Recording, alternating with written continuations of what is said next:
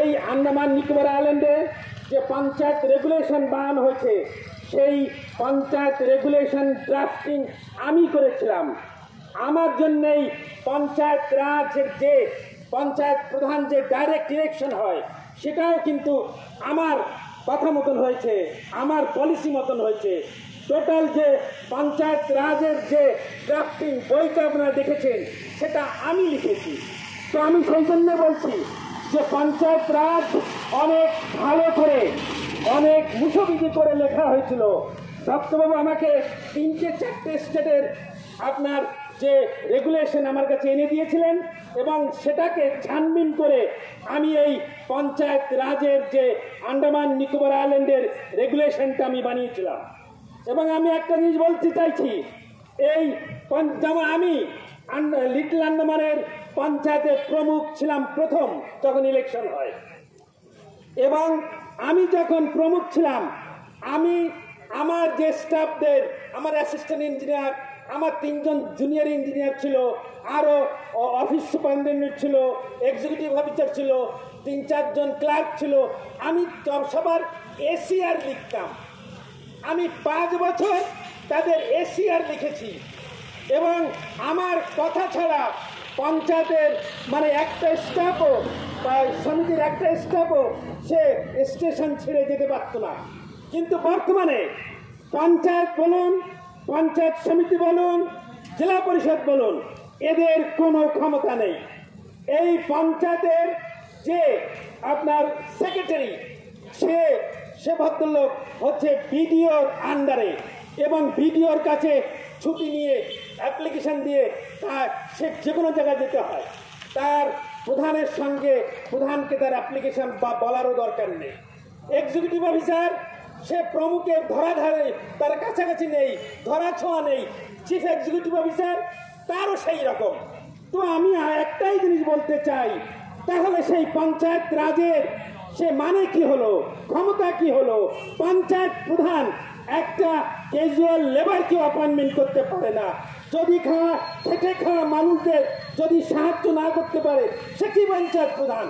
আমি যখন প্রমুখ ছিলাম, মানে আমি আপনাকে উদাহরণ দিচ্ছি, আমি 300 থেকে 400 ওয়ার্কার একসঙ্গে একটা রোডে কাজ করিয়েছি, একটা রোডে 400 লোকের কাছাকাছি। তো আমি সেই জন্য বলছি তার আর সেই পঞ্চায়েত রাজ আর বর্তমান পঞ্চায়েত রাজের মধ্যে এই ডিফারেন্স কেন হলো? আমি বলতে চাই যে পঞ্চায়েত প্রধান হোক, সমিতি প্রমুখ হোক বা জেলা পরিষদ মানে চেয়ারম্যান হোক, সবাই তো চোর হতে পারে না। আপনারা বলছেন যে পঞ্চায়েত প্রধান চোর, আপনারা বলছেন প্রমুখ অধ্যক্ষ চোর, তার জন্য তো কানুন আছে, তাদের জন্য তো জেল আছে। যারা অন্যায় করবে তাদের জেলে পাঠাও। কিন্তু এই 1-2 জনের নাম করে আপনারা সমস্ত পঞ্চায়েত রাজের ক্ষমতাটাকে মানে শেষ করে দেবেন, এ তো কোনো নিয়মের মধ্যে পারে না।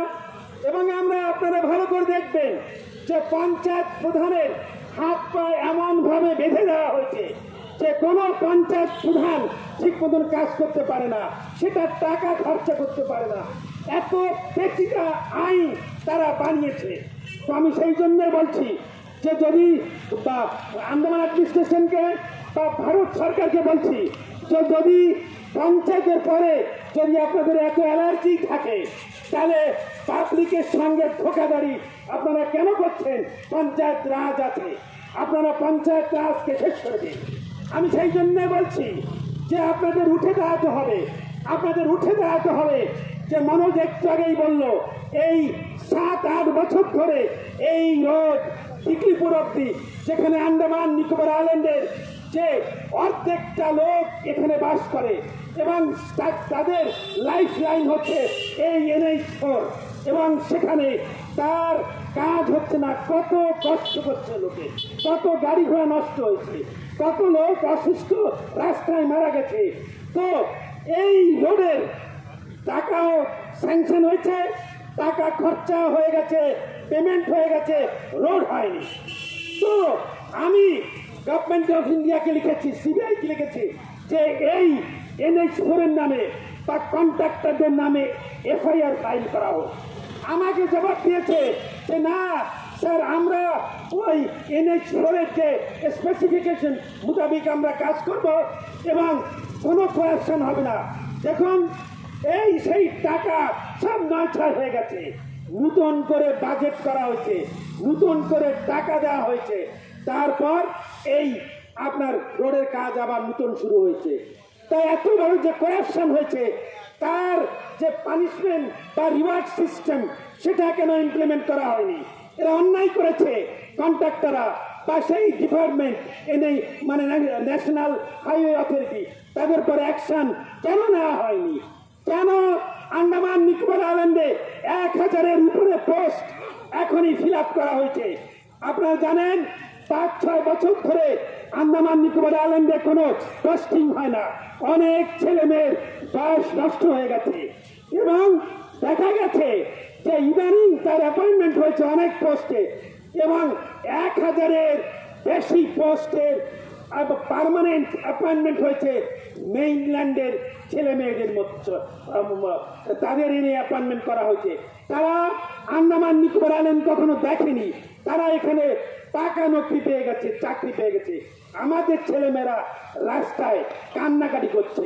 আমি সেই জন্য বলছি যে দেখা গেছে যাদের অ্যাপয়েন্টমেন্ট হয়েছে তারা কোনো মিনিস্টারের বা কোনো সেক্রেটারির বা কোনো হাইয়ার্সের যে ছেলে মেয়ে বা আত্মীয় স্বজন এসে আন্দামান নিকোবর আইল্যান্ডে তাদের চাকরি দেওয়া হয়েছে।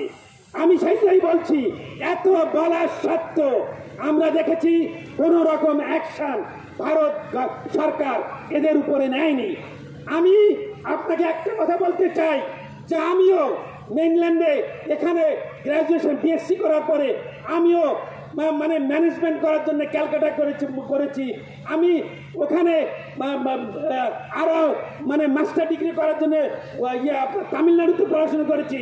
তো সেখানে আমরা কখনো একটা পোস্টের জন্য অ্যাপ্লাই করারও সুযোগ পাইনি, কারণ সেখানে বলা আছে যে আপনার পার্মানেন্ট রেসিডেন্ট হতে হবে, সেখানকার রেশন কার্ড হতে হবে, তবেই আপনি ওখানকার চাকরির জন্য আবেদন করতে পারবেন। আন্দামান নিকোবর আইল্যান্ডে কেন এরকম হলো না? আপনারা লাক্ষাদ্বীপে যান, আপনারা লাদাখে গিয়ে দেখেন, সেখানে এই চাকরি যেমন নন গেজেটেড যত পোস্ট আছে সে পোস্ট কানুন বানানো হয়েছে, ল বানানো হয়েছে, সেখানকার বাচ্চারাই পায়। আপনারা তামিলনাড়ুতে গিয়ে দেখেন কোনো বাইরের লোক সেখানে অ্যাপয়েন্টমেন্ট হবে না। আপনারা ওয়েস্ট বেঙ্গল গিয়ে দেখেন, যে কোনো স্টেটে গিয়ে দেখেন। আন্দামান নিকোবর আইল্যান্ডে কেন এরকম হলো? আন্দামান নিকোবর আইল্যান্ডের লোকদের বিরুদ্ধে এই কারচুপি হওয়ার কারণ কি? তো আমি সেই জন্যই বলছি যে আপনাদের উঠে দাঁড়াতে হবে, আপনাদের মানে বসে থাকলে হবে না যে কেউ করে দেবে। আপনারা দেখেছেন যে এই MOP সারের দাম আন্দামান নিকোবর আইল্যান্ডে কারচুপি করে 5000 টাকা এক বস্তা বিক্রি হচ্ছে, কিন্তু আপনারা আমাদের অনারেবল প্রাইম মিনিস্টার সাহেব নরেন্দ্র মোদী সাহেব বলেছেন যে না, 1600 টাকা MOP আপনার বিক্রি হবে। তো আমি এটাই বলতে চাই, এগ্রিকালচার ডিপার্টমেন্ট গত কয়েক বছর ধরে 6-7 বছর ধরে আন্দামান নিকোবর আইল্যান্ডে কোনো সার সাপ্লাই দেয় না এবং বাইরের থেকে এবং কারচুপি করে এখানে এক বস্তা 5000-5,500 টাকা করে এই MOP বা অন্যান্য সার বিক্রি